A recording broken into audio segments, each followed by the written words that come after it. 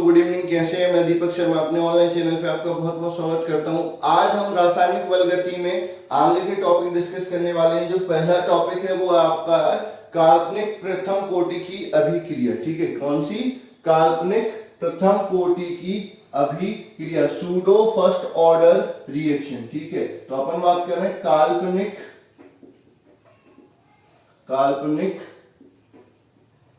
प्रथम कोटि की अभिक्रिया। ठीक है, ये क्या होती है? ये आपसे पूछा जाता है। सूडो फर्स्ट ऑर्डर रिएक्शन क्या होती है? काल्पनिक प्रथम कोटि की अभिक्रिया क्या होती है? ठीक है, तो ऐसी रासायनिक अभिक्रियाएं, ऐसी रासायनिक अभिक्रियाएं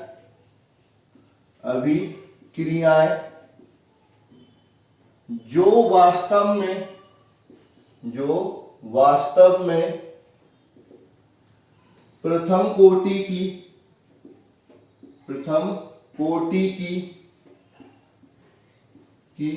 रासायनिक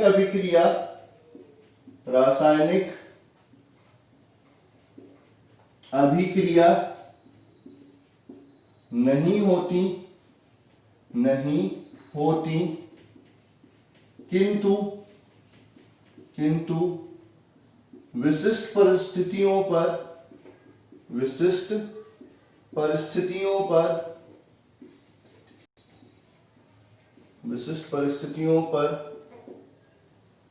प्रथम कोटि की रासायनिक अभिक्रिया की भांति, प्रथम कोटि की रासायनिक अभिक्रिया की भांति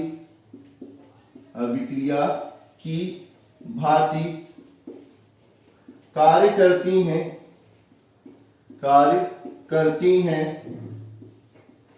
उन्हें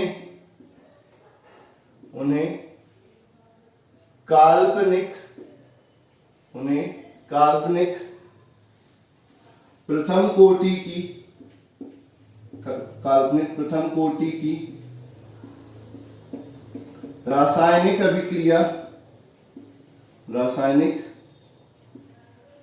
अभिक्रिया कहा जाता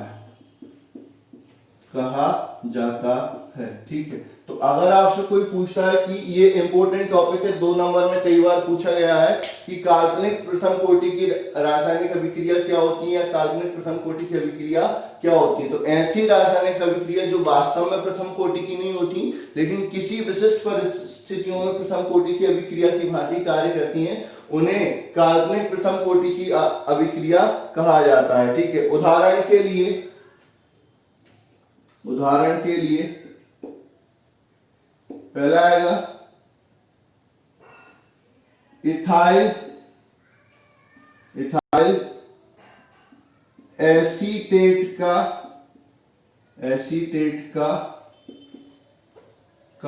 जलीकरण। ठीक है, इथाइल एसीटेट का जलीकरण यानी आपका CH3COO-C2H5, ये इथाइल एसीटेट लिया। इसका अपन क्या करते हैं? हाइड्रोलाइसिस करते हैं। किसकी प्रेजेंस में? एसिड की प्रेजेंस में। तो ये क्या होता है? CH3COOH बना लेता है प्लस C2H5OH बना लेता है। तो ये आपकी क्या हो जाती है? सूडो प्रथम कोटि की अभिक्रिया या काल्पनिक प्रथम कोटि की अभिक्रिया हो जाती है। दूसरा आपका क्या हो जाएगा? सुक्रोज का जलीकरण। ठीक है, सुक्रोज का जलीकरण, ये भी आपका क्या हो जाएगा? सूडो यानी काल्पनिक प्रथम कोटि की अभिक्रिया हो जाएगी। C12H22O11 प्लस H2O, ये भी आपका क्या हो जाएगा? इन्वर्टेज एंजाइम की प्रेजेंस में इन्वर्टेज।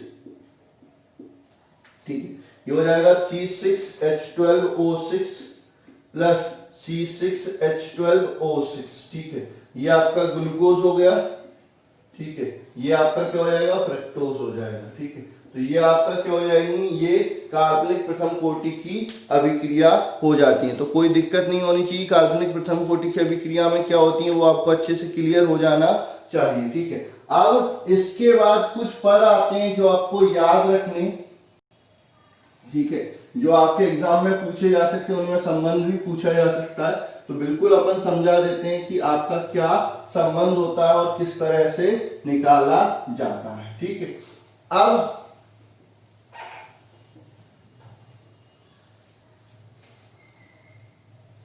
समझो,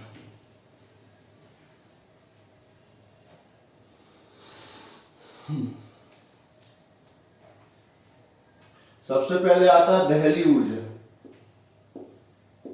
दहली ऊर्जा क्या होती है, किसी अभिक्रिया में अभिकारक की वह न्यूनतम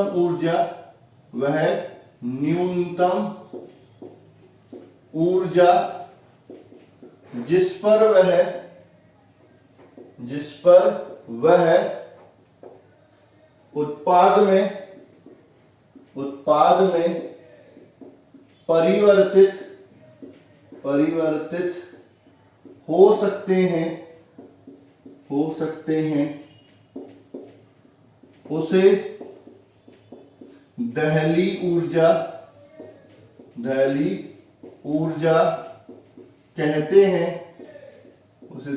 कहते हैं। इसे ETH से प्रदर्शित करते हैं, ठीक है। अभी समझाऊंगा ग्राफ से, पहले एक और शब्द लिख लें, एक और परिभाषा लिख लें, करते हैं, ठीक है। दूसरी आती है सक्रियण ऊर्जा। किसी अभिक्रिया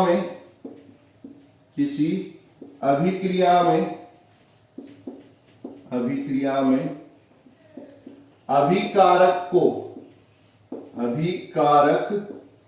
को दी गई न्यूनतम ऊर्जा जिसके पश्चात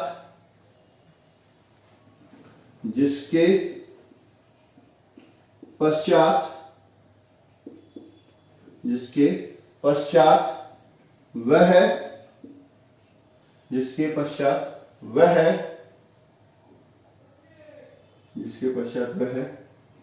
उत्पाद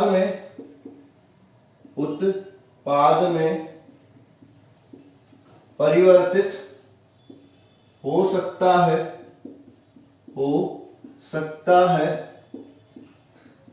उसे सक्रियण ऊर्जा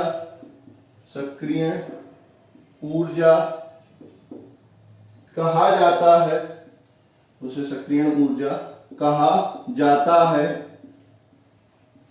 इसे EA से प्रदर्शित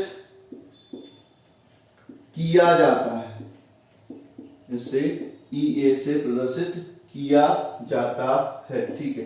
तो समझो, ग्राफ से समझाता हूं कि इन दोनों में अंतर क्या होता है, ठीक है। ये ग्राफ है, ठीक है, ये अभिक्रिया है, ठीक है, ये आपका ऊर्जा है, ठीक है।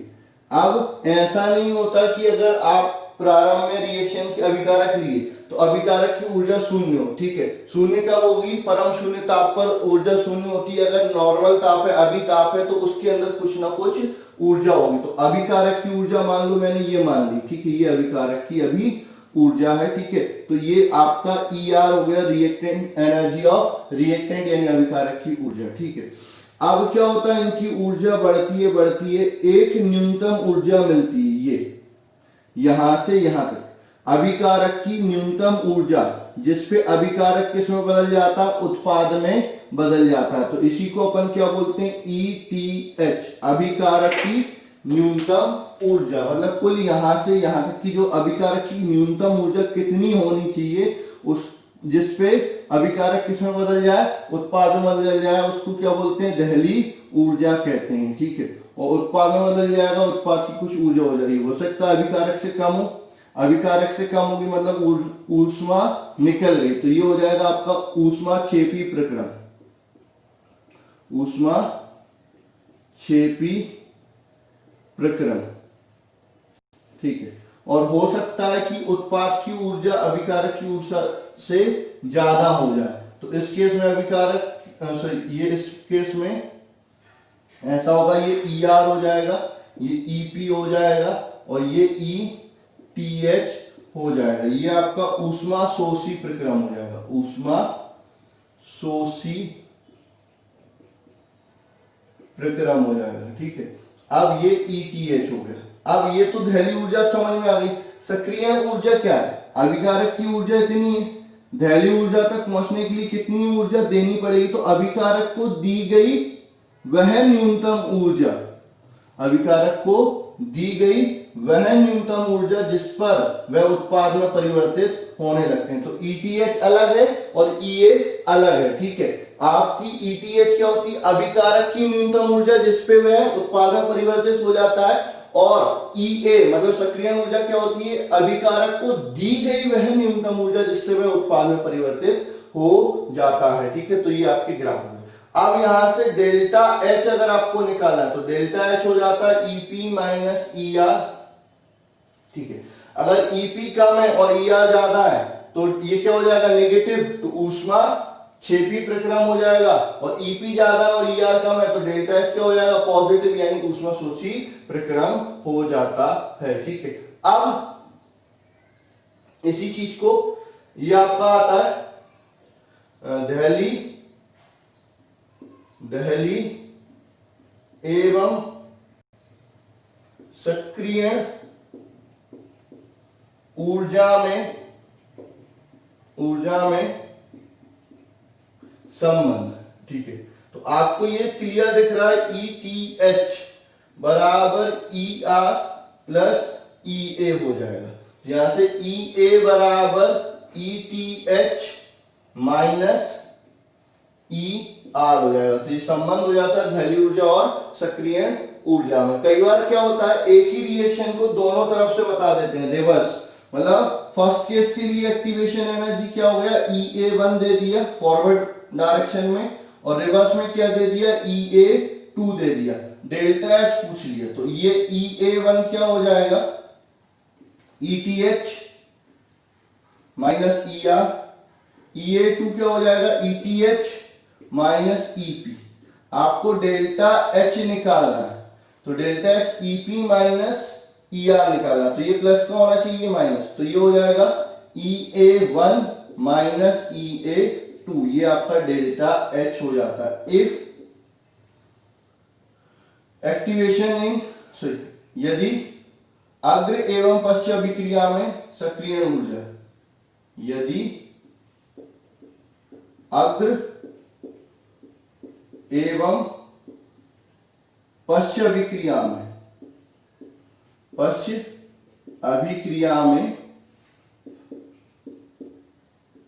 सक्रिय ऊर्जा। ठीक है, थोड़ा इधर ये ऐसे ही लिख दिया, ये पूछे नहीं जाते, कभी कभार न्यूमेरिकल आ जाता है, तो उसके लिए मैंने बता दिया। ठीक है, तो ये हो जाएगा आपका डेल्टा H, इस तरह से भी निकाल सकते हैं, और ये आपके ग्राफ हो जाते हैं। तो ये हो गई आपकी दहली ऊर्जा और सक्रिय ऊर्जा की परिभाषा। ठीक है, अब अपन बात कर लेते हैं ताप गुणांक। ताप गुणांक क्या होता है, तो सीधी सी बात है, आप जानते हो कि ताप बढ़ाने पर अभिक्रिया दर बढ़ जाती है, या अभिक्रिया उसे दर नियतांक बढ़ जाता है। ठीक है, और 10 डिग्री बढ़ाने पे ये लगभग क्या हो जाता है, दुगना हो जाता है। तो आपका T प्लस 10 डिग्री पर ताप गुणांक का दर नियतांक का T डिग्री पर दर नियतांक के साथ जो अनुपात होता है उसी को अपन क्या बोलते हैं, आपका ताप गुणांक कहते हैं। तो अगली हेडिंग लिखेंगे ताप गुणांक, ताप गुणांक। ठीक है, तो T प्लस 10 डिग्री सेंटीग्रेड या केल्विन, ताप पर दर नियतांक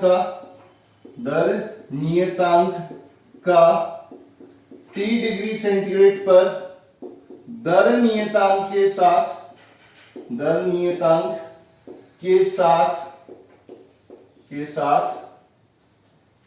अनुपात को ताप गुणांक कहते हैं।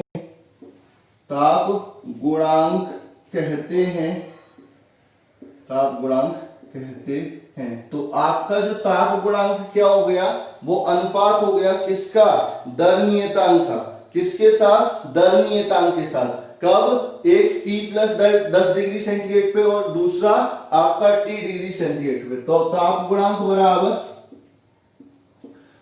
गुणांक बराबर T प्लस 10 डिग्री सेंटीग्रेड पर दर नियतांक, ठीक है, बटे T डिग्री सेंटीग्रेड पर दर नियतांक, ठीक है। अब इसका जो मान होता है, ताप गुणांक का जो मान होता है, वो 2 से 3 के बीच में होता है, ठीक है। अधिकांश अभिक्रिया के लिए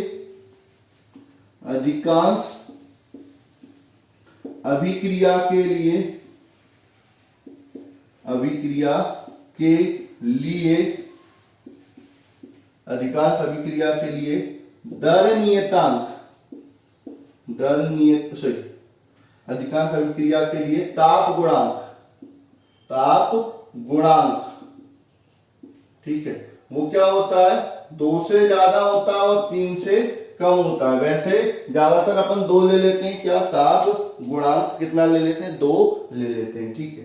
अब अपन बात करते हैं अर्हेनियस समीकरण।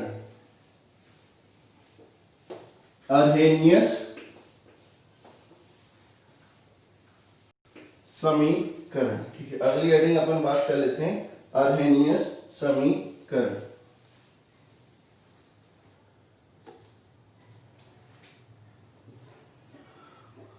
अर्हेनियस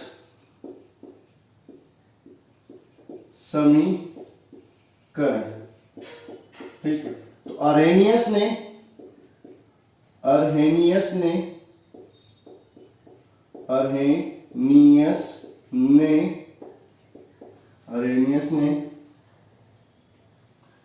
दर नियतांक का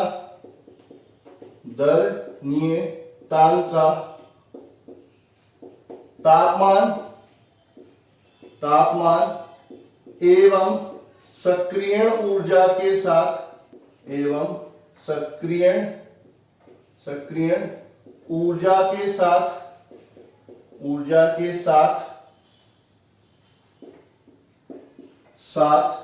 एक संबंध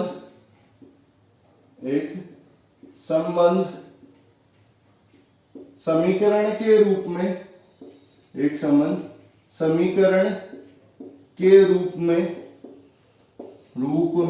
दिया था, समीकरण के रूप में दिया था, जिसे अर्हेनियस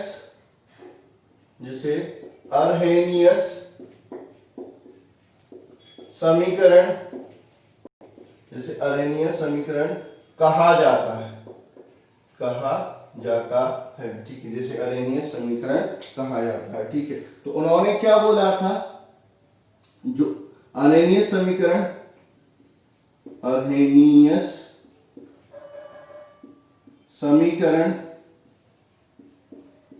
निम्न है। क्या है अर्हेनियस समीकरण आपका, K बराबर A e to the power minus EA upon RT, ठीक है। जहां K रासायनिक अभिक्रिया दर नियतांक है, रासायनिक अभिक्रिया दर नियतांक है।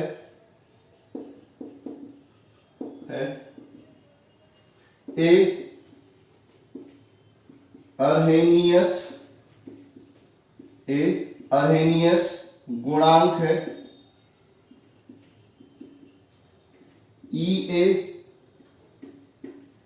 सक्रियण ऊर्जा है, ए सक्रियण ऊर्जा है, आर सार्वत्रिक गैस नियतांक है, गैस नियतांक है। इसका मान कितना होता है 8.314 जूल पर केल्विन पर मोल, अगर आपको जूल में आंसर चाहिए। और टी केल्विन में तापमान का मान है, तापमान का मान है, ठीक है। तो ये हो जाता है आपका क्या अरेनियस समीकरण। अब अरेनियस समीकरण से हम क्या करते हैं, आपका सक्रिय ऊर्जा का मान ज्ञात करते हैं, ठीक है। तो दो तरीके से निकाल सकते हैं, पहला एक ग्राफीय विधि से, दूसरा आपका क्या हो जाएगा, दो अलग अलग ताप पर दर नियतांक के मान दे दी जाएंगे तो उस विधि से भी अपन सक्रिय ऊर्जा का मान निकाल सकते हैं, ठीक है। तो अगली हेडिंग लिखेंगे सक्रिय ऊर्जा की गणना। सक्रिय ऊर्जा की गणना, ठीक है। पहला आएगा ग्राफीय विधि से, ग्राफीय विधि से, ग्राफीय विधि से, ठीक है। इसमें लिखेंगे अर्हेनियस समीकरण के अनुसार, अर्हेनियस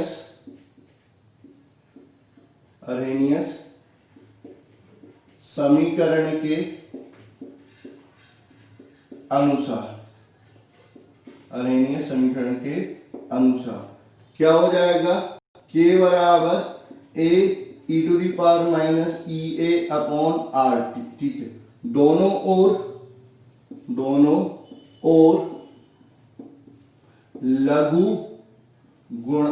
लघु गुणक लेने पर, ठीक है, लॉगरिथम ले लो, लघु गुणक ले लो, ठीक है। तो नेचुरल लॉग के बराबर natural log A E to the power minus E A upon R T, ठीक है। तो नेचुरल लॉग के बराबर क्या हो जाएगा, नेचुरल लॉग ए प्लस नेचुरल लॉग ई की power minus E A upon R T, ठीक है। ये सामने आ जाएगा। तो नेचुरल लॉग के बराबर नेचुरल लॉग ए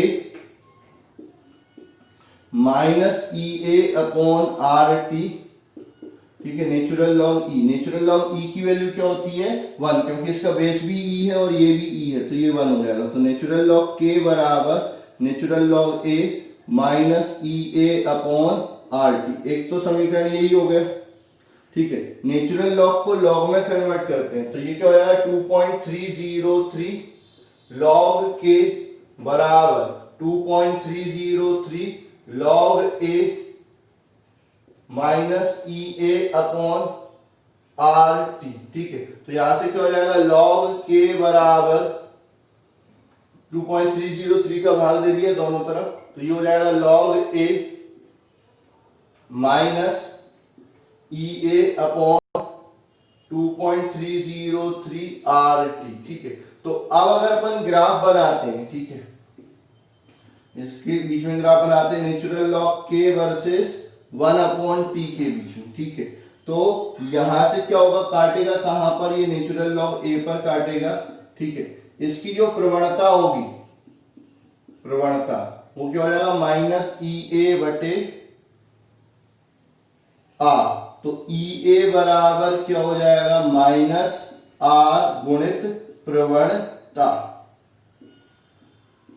ठीक है। ई ए बराबर माइनस आर गुणित प्रवणता, ठीक है। प्रवणता आपको दे दी जाएगी और डायरेक्ट आपसे ई ए पूछ लिया जाएगा। अगर ग्राफ लॉग के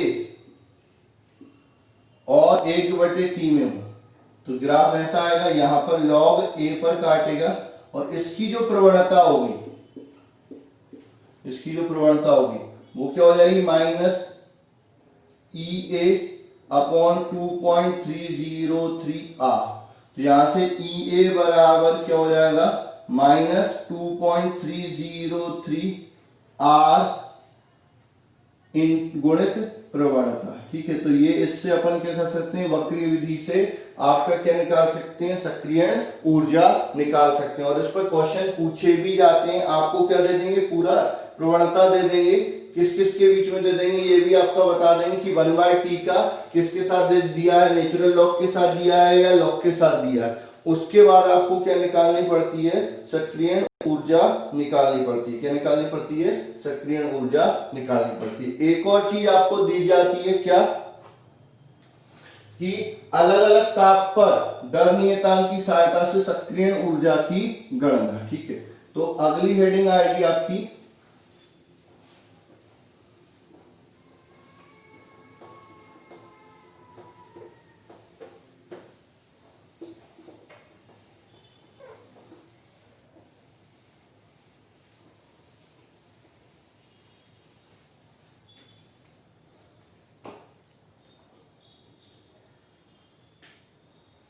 यदि ताप T1 तथा T2 पर दर नियतांक K1 तथा K2 हो तो सक्रियण ऊर्जा की गणना। ठीक है, तो अरेनियस के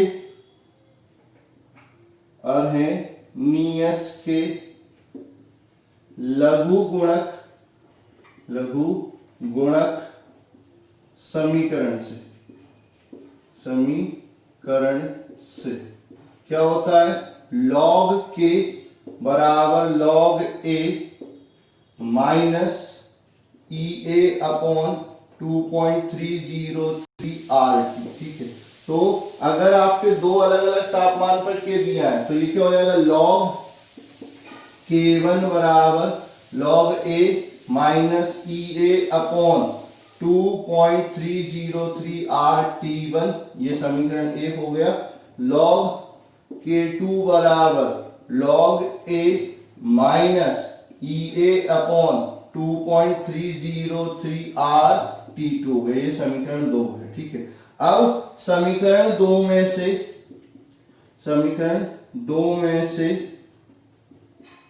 समीकरण 1 घटाने पर, ठीक है, तो ये हो जाएगा log K2 minus log K1 बराबर log A minus EA upon 2.303 RT2 minus log A minus minus क्या हो जाएगा, प्लस EA अपॉन 2.303 RT1। ठीक है, तो इस पे लॉग की, ये तो कैंसिल हो गया, लॉग की प्रॉपर्टी लगा दो, तो log K2 बटे K1 बराबर, प्लस वाले को पहले लिख लेंगे 2.303 RT1 minus EA upon 2.303 RT2। Common क्या जाएगा, log K2 बटे K1 बराबर EA बटे 2.303 R कॉमन ले लिया, बचा क्या 1 upon T1 minus 1 upon T2। इसको और हल कर लो, log अपॉन K1 बराबर EA अपॉन 2.303 R, इधर हो जाएगा T2 minus T1 upon T1 T2। आपको क्या निकालना है, EA निकालना है। ठीक है, तो इसको इधर ले आओ, EA बराबर क्या होगा 2.303 R T1 T2 divided by T2 minus T1। ठीक है, ये क्या हो जाएगा log K2 बाय K1, ये सक्रिय ऊर्जा का सूत्र हो जाएगा अगर अलग अलग तापमान पर आपको दर नियतांक दिए गए हो, तो ये सक्रिय अणु है। ठीक है, अब इसके बाद आपका आ गया कि उत्प्रेरक का दर नियतांक पर कैसे प्रभाव पड़ता है, और आपका संयोजन संगठित थ्योरी, संगठित सिद्धांत आपको पढ़ना। तो ये अपन अगले लेक्चर में कर लेंगे, खत्म ही हो जाएगा, जरा सा बचा हुआ है तो बिल्कुल देख लेंगे। ऑलमोस्ट आप ये मान लो कि ये चैप्टर खत्म हो गया, बस वो एक टॉपिक है तो वो मैं फटाफट पढ़ा दूंगा, कोई दिक्कत वाली बात नहीं। इतना आप प्रैक्टिस कर लेंगे, अगर कोई दिक्कत आती, कोई चीज समझ में नहीं आती, बिल्कुल आप मेरे से डिस्कस कर सकते हैं। ठीक है, डिस्कस करने के लिए कुछ नहीं, आपको बस मेरे फोन नंबर पे मैसेज करना है, कोई भी प्रॉब्लम आती है, ये मेरा व्हाट्सएप नंबर है, इस पे फोटो खींचिए और भेज दीजिए, मैं आपको सॉल्यूशन जरूर प्रोवाइड करवा दूंगा। ठीक है, तो आज के लिए बस इतना ही। थैंक यू, मिलते हैं अगले लेक्चर।